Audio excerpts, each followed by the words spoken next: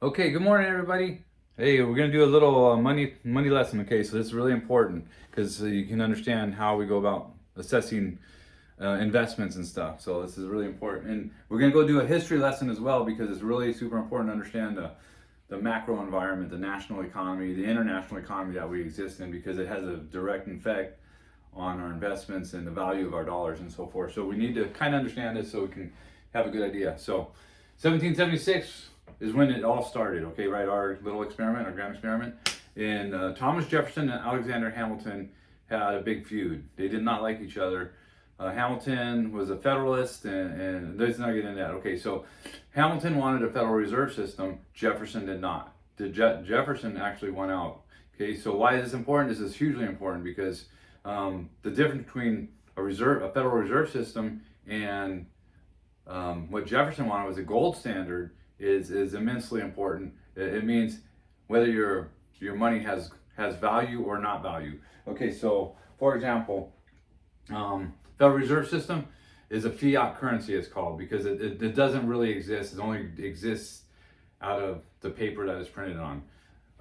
Jefferson would have had a gold standard, which we did have up until 1913 or so, is when we kind of slowly went off to gold standard, and we went off to gold standard completely in 1971 under Nixon. But anyways, that's hugely important, and we must understand that because if we have a gold standard, we have value. If we have gold standard, we have something backing up the currency. If we have a Federal Reserve System, we lose that value, and basically it's just made up money. Okay, so fast forward 1912, there was three guys. We talked a little bit about this. A guy named Guggenheim, John Jacob Astor, and Levi Strauss from the Levi Company. Levi Strauss, right? Levi's. These guys were three of the richest guys in America, and they were against the Federal Reserve System. Okay, so guess what? They were all on the Titanic, and me personally, I believe the Titanic was put under because of them. They killed those three guys. And guess what? That happened in 1912. In 1913, we had an income tax, and we have the establishment of the Federal Reserve System. Imagine that. The three guys who were mostly opposed of it, three rich, powerful guys opposed, they're now gone. Next year, we have the Federal Reserve System. Go figure. Okay, so hugely important. We'll get back to that later. Okay, 1944, we have the end of the war, into World War II, and we have the Bretton Woods Agreement. The Bretton Woods Agreement is what gave us all of our power, because we essentially rebuilt the world, and we used dollars to do it. And the big corporations used our dollars. Every country in the world was basically on a dollar. It's called a dollar standard. So dollar diplomacy. So that gave us an immense amount of power, an immense amount of wealth. So that basically allowed us to do whatever we wanted in the world and give value to our dollars, because every country in the world basically used dollars. Okay, so fast forward 1971, Richard Nixon and the gold standard. He took us off completely. Took us off the gold standard, let it fly. And then you might, in a little history, in the 1970s, we had interest rates of 16, 17, 18%. We had gas lines. We had all sorts of crazy chaos up until the mid to late 80s, when we finally got inflation under control, because basically the Federal Reserve System was completely, we were at the mercy of the Federal Reserve System. Okay, so 1973, there was another kind of like a Bretton Woods type of situation, hugely important. We had an agreement with Saudi Arabia to provide them security, and they would use dollars. So anything sold in the world had to be in dollars. It's called a petrodollar. So that was kind of like almost like a gold standard. It gave our currency value and let us do all sorts of stuff that no other country in the world would be able to do. What's happening now in our 32 trillion dollar national debt? I'm trying to go quickly because I don't want to make this video too long. It's already at 4 minutes. So the magnitude of the debt is by far the greatest thing ever seen in the history of the world. Okay, so unprecedented what's happening now, and our politicians don't care. So since 1973 went to petrodollar, which, like a gold standard, now it's oil based. So you might remember 1979. You don't remember, but anyways, a guy named Muammar Gaddafi was killed. Okay, guess what happened? Muammar Gaddafi tried to sell dollars and other than the petrodollar. The very next day he was killed, okay, because he was a terrorist. Okay, it's not even about oil. It's about power and money and it's about those types of things, and it's about oil. But yeah, everything. Don't let this video out. The U.S. has been the biggest terrorist organization for the last 40 years, 50 years, easily, and it's all about money and power. It's all about dollars. So these terrorists, most of them, yeah, you can consider them terrorists because they want to have their own sovereignty, and they're getting it now. So, but we'll get to that here in a minute. So, anyways, 1979, guy tried to use petrodollars, killed the next day. He tried to go off a petrodollar, killed the next day. Okay, now let's fast forward to 2022. We have a $32 trillion national debt, unprecedented in the world history. Why are we allowed to go $32 trillion in debt? Because we have no gold, right? Because we went to the Federal Reserve System. Remember Thomas Jefferson, Alexander Hamilton. So you can't run deficits on a gold standard because you'd run out of gold because you exchange money for gold. Now, when you go off the Federal Reserve System, that just goes off. Now money is valued by other monies. Okay, so $32 trillion, 32 trillion. I'm trying to go too fast. Sorry, guys. But there's a lot of information, and I don't want to keep you up too long because then we'll get bored and start floating off, eating cookies, stuff like that. We don't want that. So we also have the formation of BRICS: Brazil, Russia, India, China, and South Africa. Okay, they're starting to form their own currency backed by gold. These countries, in particular China and Russia, China has its own mega problems. They're a disaster economically, but they've been hoarding gold for the last 5 years, and I've been watching. So China's been hoarding gold, Russia's been hoarding gold, and so why do you think we're doing a proxy war with Russia? It is because they're going to, but basically what they're planning is their alternative currency to the dollar. So everybody's starting to dump dollars, which is not a good thing for us because now our currency loses value. So it's very important. But guess what? Because it's gold, they're going back to a currency that's based on gold, oil, things like that has value behind it. And our currency has zero value. Backed by nothing and nothing. We have no gold. Okay, so we got BRICS, we got Russia, Ukraine, we got the Nord Stream pipeline, which we blew up. Even Biden admitted it. So we blew it up, and oh my gosh, basically put all the European continent, because that was Europe's natural gas from Russia, and we blew it up. And imagine that, they had a lot of trouble. So anyways, the world is essentially tired of American dominance, American arrogance, and American mischievous use of money to use against everyone. And we try to put sanctions. So the world is turning against us and the US dollar, which they should be. I mean, I would too. Because of the abuse, the corruption, our 32 trillion. Who wants to hold dollars if it's going to lose value, right? Who wants to hold dollars if you're going to go green and not use oil in 20, 30 years? When the whole Middle East has all this oil, we can't use it. Why would they support the dollar? So in fact, Saudi Arabia, remember, they were the ones we established a petrodollar with. They have, just like a month ago, said, no more. We're going to do, all of us are going to use other currencies to buy and sell oil. That's never happened before. Well, it had not after 73. Okay, so now it's happening, and Saudi Arabia, our biggest ally, the one we had the petrodollar agreement with, has said no more. Iraq, why are we always at war with Iraq? Iraq has outlawed the dollar to greenback. As of 3 weeks ago, I just found this out like 2 days ago.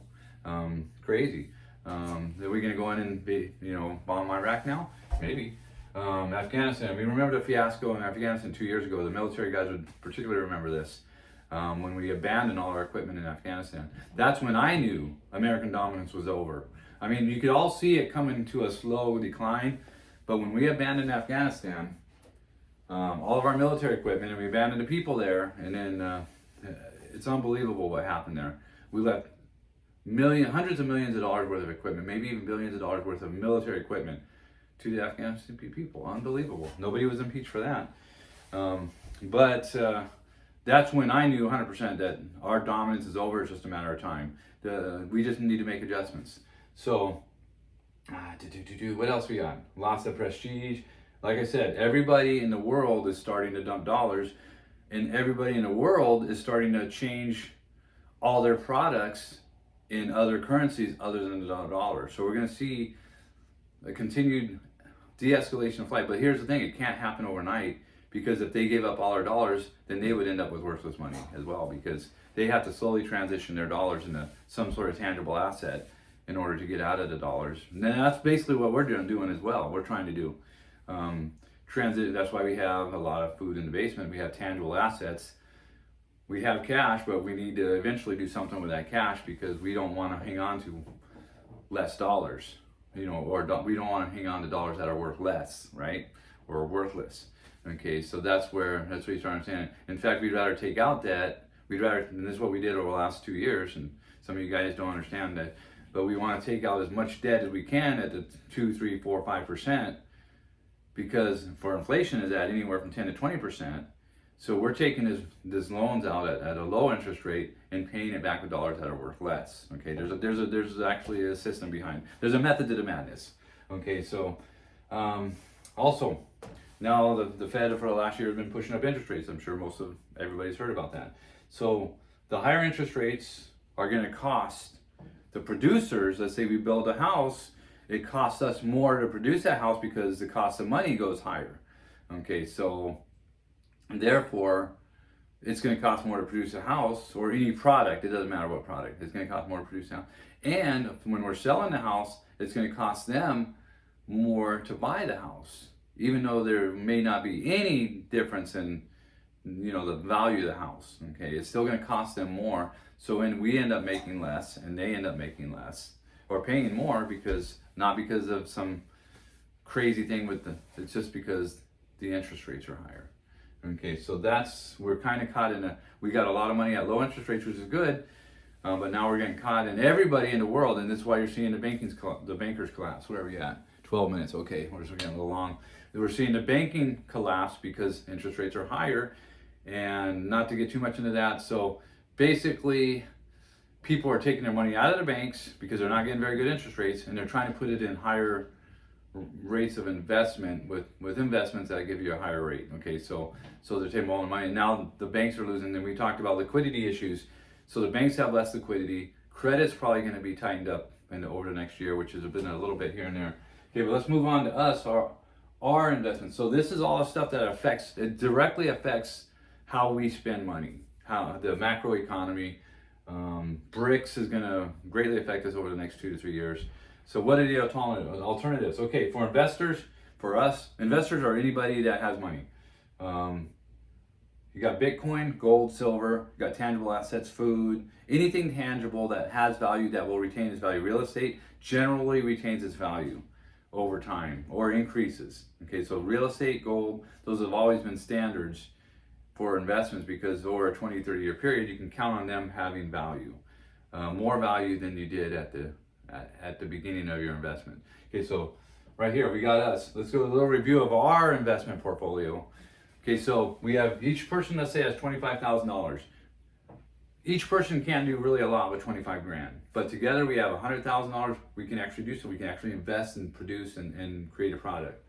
Okay, so also diversifies our risk, and it gives us a greater reward to risk ratio. Okay, so let's look at our lot. We paid $80,000 for a lot. So basically that's 20 grand a piece. And then we're going to talk about what are we going to do? Are we going to build or we're not going to build? This is what we have to decide in June. Well, we don't have to decide in June, but we have to decide how we're going to keep moving forward, because we've kind of been at a stalemate watching all these factors impact what we're doing, because I see there's more red flags, but we don't need to get into that. But what do we need to do is we need to get in and build our house before there's a major correction. Let's not call it a collapse, let's call it a correction. Because even though the Soviet Union crashed in '89, it made it hard times, but people still survived and they still found a way. There's still a black market, and there's still way to trade goods and stuff. But we don't need to necessarily get into that. If there's kind of a collapse correction, that's what's going to happen is we'll still be able to rely on dollars, but they're just not going to be worth as much. That's why we have tangible assets. Okay, so anyways, let's get back to our investment over the next year. So that's not likely to happen. Maybe not. Who knows? We just got to keep planning, keep plugging away.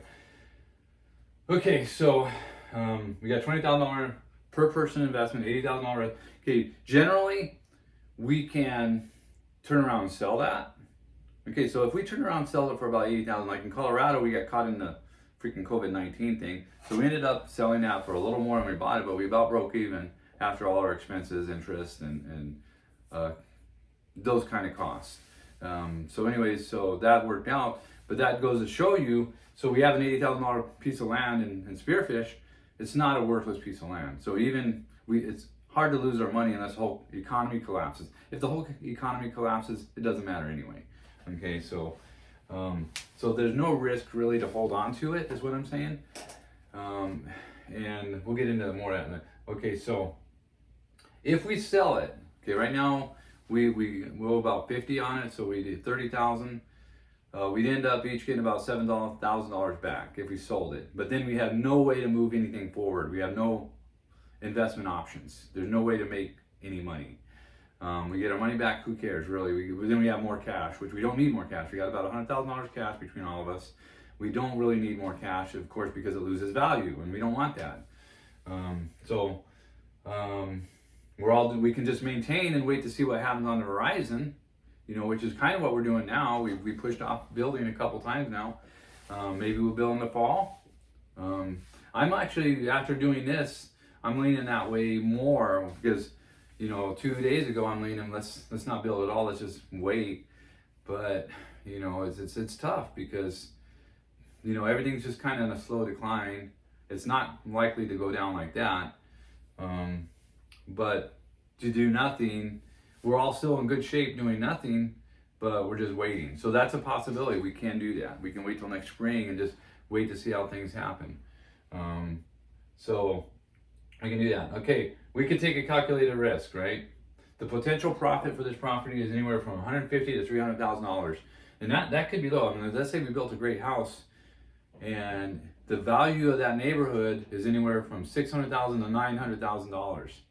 Okay, it's a very high value, and the boys, Austin and Andrew will take you through there. We'll see that.